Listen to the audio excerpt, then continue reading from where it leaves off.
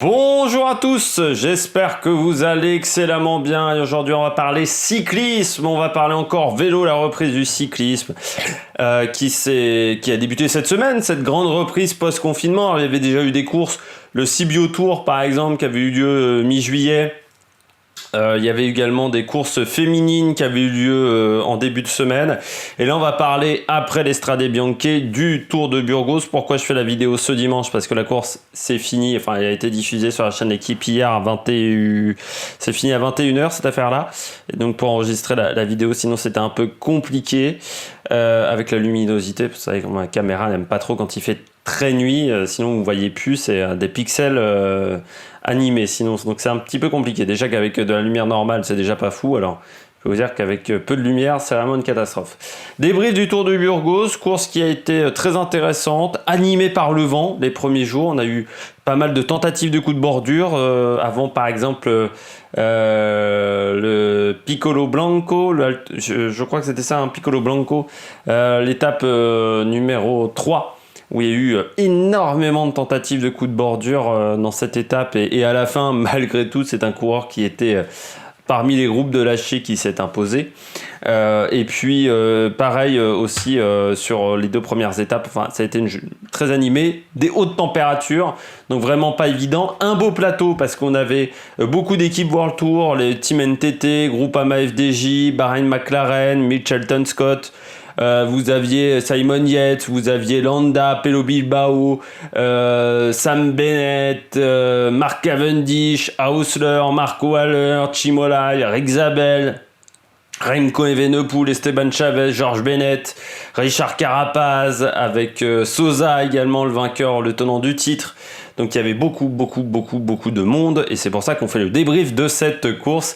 Et on commence avec les Français. Alors du côté des Bleus, le bilan des Bleus, on va parler de la Groupama FDJ parce que c'était les seuls Français qui étaient présents. Eh bien, moi j'ai trouvé dans les plus pour cette équipe, c'est Arnaud Démare. Arnaud Démare qui, je trouve, a été plutôt très performant sur les sprints. À chaque fois deuxième derrière un énorme Sam Bennett sur l'étape numéro 4. Sur l'étape numéro 2, il est deuxième derrière ce filou de Fernando Gaviria qui a pris tout le monde à l'extérieur. C'est un risque parce que s'il tombait, il se faisait très mal. Mais ensuite, il arrivait en survitesse quand Démare, lui, est démarré à 20 km/h. Lui, il était déjà à 40. Donc forcément, même si Démare a fini très fort, il ne pouvait pas le battre. Mais on s'aperçoit à chaque fois que Démare a été le leader des battus. D'un côté, leader devant Bennett et Trentin sur l'étape numéro 2. Et sur l'étape numéro 4, il est leader devant Nizzolo et Chimolai. Moi je trouve qu'il est en forme. Je dirais que cette deuxième place, à chaque fois on pourrait dire c'est une déception, oui, mais quand vous regardez les deux arrivées, j'ai l'impression que sur ce Tour de Burgos, alors l'organisation du Tour de Burgos c'est toujours le bordel. Au Tour du Burgos, pour ceux qui ont déjà vu la course plusieurs fois, ils le savent, c'est organisé un petit peu comme les courses à l'italienne, donc un peu comme l'Estrade Bianche, c'est-à-dire vous avez des motos de partout, des voitures qui sont mal garées, et que vous avez des arrivées. Mais cette année ils ont quand même pris vraiment des arrivées à la con. Entre un sprint où on commençait par une épingle, il y avait deux d'épingles dans le dernier kilomètre, enfin, quand c'est pas une étape de montagne, tu sais qu'il va y avoir des chutes. L'étape numéro 2 aussi, le dernier virage, il était à 200 mètres de l'arrivée et c'était sûr que bon, il allait se passer des choses. Mais Démare a été en très grande forme. Je trouve en plus il n'a pas été aidé par Guarnieri parce que c'est Guarnieri qui tombe sur l'étape 4 et puis sur l'étape 2 il a freiné énormément à certains moments, donc pas vraiment aidé par Guarnieri. Je trouve que la Groupama a quand même fait du bon travail également sur la mise en place du train que d'autres équipes n'ont pas réussi à faire. Et puis, bon travail. Très bon travail, encore une fois, d'Arnaud Démare. Et c'est très intéressant pour Milan-San Remo. C'est très intéressant également pour ses prochaines grandes courses. Je ne sais plus où il doit... il fait le tour normalement, je ne sais plus. Arnaud Démare, je regarde là tout de suite sur Pro Cycling Stats et puis je vous dis ça tout de suite. Du côté de David Gaudu, ça c'est un petit peu la déception. Alors coup de chaud lors de la première étape de montagne avec les coups de bordure, mais il était déjà pas bien placé sur les coups de bordure. Pourtant, son équipe a fait un énorme travail pour le replacer devant. Que ce soit Arnaud Démare et d'autres ont vraiment fait un gros travail. Du côté d'Arnaud Démare, normalement on m'indique qu'il devrait faire Milan-Torino. Non, il fera le tour du Poitou-Charentes et donc le Tour d'Italie, normalement cette année, et le Tour des Flandres, non, c'est pas compatible, donc je pense que on me dit, voilà, Milan-San Remo, Milan-Torino, le Tour de Wallonie, et le Tour de Luxembourg également au mois de septembre, normalement pour Arnaud Desmar. C'est sur Pro Cycling Stat que je vous donne ces informations. Mais du côté de David Gautu, en difficulté, un tour en dessous pendant toute la semaine. David Gaudu, il finit 19e à 6,30, mais même sur l'étape d'hier, il n'a pas été exceptionnel. Sur l'étape de samedi, pas dingue pour le coureur français qui, lui, se prépare surtout pour la Vuelta. C'est là où il sera leader. Sur le Tour de France, il sera là en tant qu'équipier de Thibaut Pinot, mais même là en tant qu'équipier, je trouve qu'il en manquait un petit peu, parce que ça sera l'une des dernières rampes avec Reichenbach pour Thibaut Pinot. Après, s'il se prépare pour le Tour d'Espagne, bah là c'est plutôt rassurant, parce qu'il n'est pas au top de sa forme, loin de là. Avec le Tour d'Espagne, ça sera le 20 octobre, le départ. Donc oui, là c'est intéressant.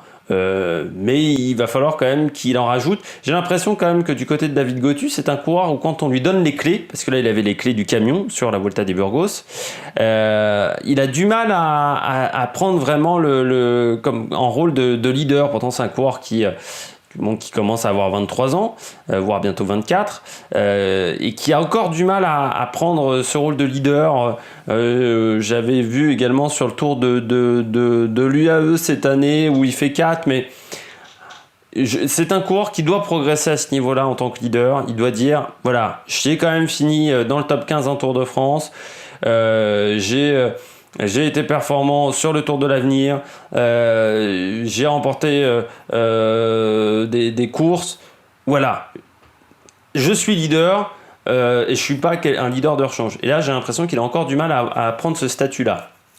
On continue avec les coureurs au top. On a 2 coureurs au top vraiment exceptionnels du côté de la Deceuninck Quick Step.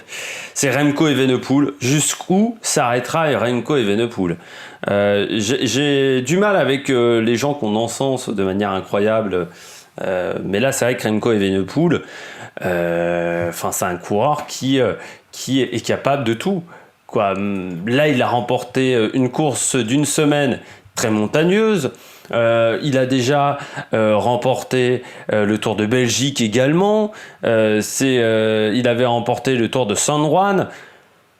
En même temps, il arrive à être performant sur le contre-la-montre. En même temps, il arrive... il sait tout faire. Il sait tout faire, ce coureur. Et là, en haute montagne, malgré de la forte concurrence, parce que vous aviez Georges Bennett, vous avez Mikel Landa, Yates, qui n'était pas en très grande forme, mais Chavez, par exemple, eh bien, il a réussi à les battre. Et sur l'étape du Picon Blanco, du Piccolo Blanco, non, c'est le Picon Blanco, il a fait vraiment mal à tout le monde. Il a vraiment fait mal à tout le monde. Quand il leur met, je crois, à 2 km de l'arrivée, son accélération, elle est phénoménale. Chavez craque complètement, Bennett aussi, personne n'arrive à le suivre. Il a tenté de refaire la même chose sur le Mirador, sur l'étape... non, pas sur Lagüenas des Nela, sur l'étape 5. Et là, pareil, quand il accélère à 2 km, il se met en danseuse, ce qui est très rare. Là encore, on voit énormément de force. Alors ensuite, il y a un petit coup de bambou derrière, parce qu'il ne réussit pas à lâcher Landa et ni le coureur de Ineos, Sosa, mais il est quand même assez formidable, je trouve. Joao Almeida, là aussi, parce que pas aidé par Evenepoel, il a dû un peu bosser pour lui, et puis sur l'étape d'hier, Evenepoel, quand il accélère, c'est pile quand il allait revenir. Almeida, mais il finit 3e d'un Tour de Burgos. C'est un coureur qui est encore assez jeune, comme Evenepoel, mais j'ai l'impression que le Fever, il a chopé 2 très bons coureurs de grand tour. Pour les 3-4 années à venir, la Deceuninck va être très très forte. Là, parce que quand on voit Almeida, on se dit chapeau. Et puis surtout, il est assez étonnant, ce coureur, parce qu'il démarre très mal ses montées et il ramasse les morts. Il est en négative split, c'est-à-dire que la première moitié de montée est toujours plus lente pour lui que la dernière partie. Donc ça, c'est intéressant. Je pense que c'est un truc qu'il doit continuer à faire. Parce que dans une équipe comme la Deceuninck, on n'a pas forcément un effectif toujours tourné autour de votre objectif. Voilà, vous avez des sprinters, on veut gagner sur tous les terrains, donc foncièrement, ça veut dire qu'on n'est pas toujours au top sur un terrain en particulier. Eh bien, c'est bien de réussir à pouvoir se démerder seul. Et là, Almeida nous a montré qu'il pouvait se démerder seul. On termine avec Sam Bennett, qui nous a fait une montée sur l'étape 4 à regarder parce qu'il était vraiment très très fort ce jour-là. Je crois que même Démarre dans des conditions optimales aurait eu du mal à le battre. Faire le dernier kilomètre comme il a fait le dernier kilomètre, c'est un coureur qui va être difficile à battre, surtout que ce dernier kilomètre était en montée. Il va falloir compter sur Sam Bennett cette année du côté de la Deceuninck Quick Step. Sam Bennett, c'est un coureur qui est très intéressant. Il a toujours été dans l'ombre de Sagan par exemple, mais c'est un coureur qui a remporté des étapes sur les grands tours, sur le Giro, qui a remporté également 2 fois Paris-Bourges, qui a remporté des étapes sur Paris-Nice, sur le Blick-Bank Tour. Et là, cette année, il fera le Tour de France et il faudra faire attention à lui parce qu'il est déjà très en forme, le champion d'Irlande. Et moi, il m'a vraiment impressionné sur cette étape 4 parce que c'était une étape avec un dernier kilomètre vraiment en montée. Il y a une chute, il doit se débrouiller seul parce que son équipier qui était le coureur Morkov tombe, donc il doit vraiment faire le dernier kilomètre seul. Et là, phénoménal Bennett. Et quand on voit, pour l'instant, c'est le sprinter qui m'a le plus impressionné depuis le début de saison, donc depuis la reprise. Donc il va falloir faire attention à lui.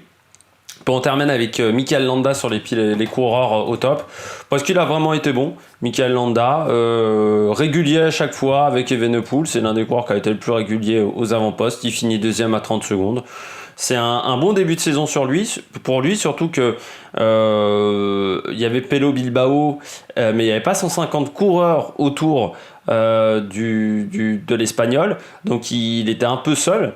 Quand même, Landa, il s'est vraiment très très bien débrouillé seul à chaque fois. Donc, très bon travail du coureur de la Bahrain McLaren et c'est intéressant pour lui parce que Landa, lui aussi, il a des envies extrêmement importantes. Du côté de Remco Evenepoel, je vais juste finir sur quelque chose qui pourrait être décevant, c'est qu'il a comme objectif le Tour d'Italie et que là on se dit le Tour d'Italie arrive peut-être un peu tard pour lui vu la forme qu'il tient, mais il sera là sur le Tour de Lombardie également et il faudra compter sur lui également sur le Tour de Pologne qui commence le 5 août mais que je ne pourrais pas débriefer. De toute façon, souvent je le regarde assez peu le Tour de Pologne, il faut le dire.